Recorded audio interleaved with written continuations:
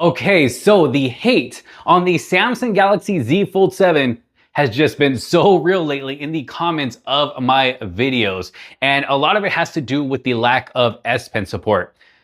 Trust me, I get it. I get it. Because I was one of those people who would use the S Pen, pretty much on a daily basis. Like I've said on previous videos, I would use the S Pen to edit a lot of the thumbnails that you see here on the channel. I mean, every single thumbnail is edited on my smartphone. And the fact that this does not have S Pen support to really be able to get into detail like I do or outline certain things, precisely like I usually do with an S Pen, it makes it much harder. Now I have to use my chubby finger to try and do that. Yeah, we do get this bigger display, which is nice, but still having an S Pen just made editing photos just so much easier, made signing documents so much easier, editing my videos just so much easier. So what I found myself doing was transferring photos, like whatever photo I was going to use for a thumbnail in a video. What I found myself doing is transferring the photos from this phone over to this phone right here, my Galaxy S22 Ultra, because this does have a built-in S Pen, has the S Pen support, and I'm able to edit the photos, precisely the way that I want to edit them. It just makes it more seamless, just makes it a lot more easier with the S Pen right here. And, it's kind of a bummer that we now don't have that with the Galaxy Z Fold 7. So I get it. I get where you guys, I get where the disappointment is coming from,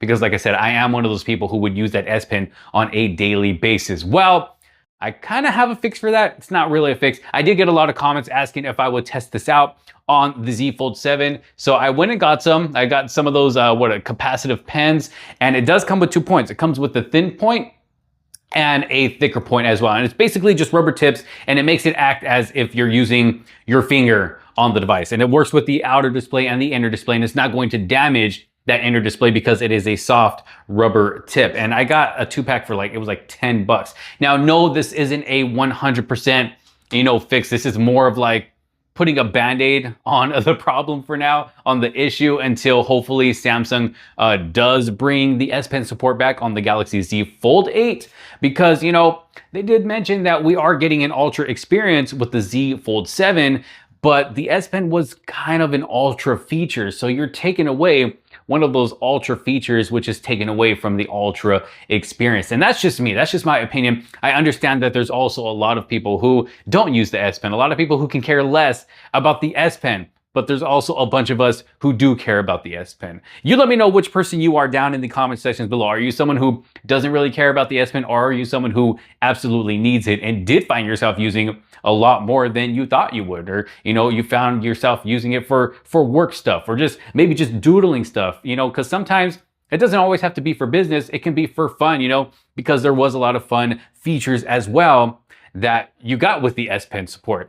And that's the thing about this. That's why I said this isn't a 100% fix. It's just kind of like a Band-Aid to just at least be able to use something that is in a pen feature on your Galaxy Z Fold 7, because it's not obviously going to give you those S Pen actual features that we got with the S Pen, on these devices. So again, I mean, this is just a fix right here. Like I said, it was like a 2-pack for like $10.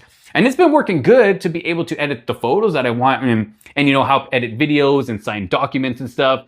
But if you want to carry it around with you, you're basically just going to have to, keep it in a bag or keep it in your pocket, because it's not like anybody's going to make a case to be able to fit this on, and it's not super thin either. And comparing it to the actual S Pen right here that I had for last year's Fold, as you can see, it's definitely much longer, which does make it easier to use, but it's definitely a lot thicker as well, as you can see there. So again, like I said, it's not a 100% fix for the S Pen. I'm really hoping and crossing my fingers that Samsung will bring back that S Pen support on the next Galaxy Fold device, because it definitely comes in handy, especially, with this big display.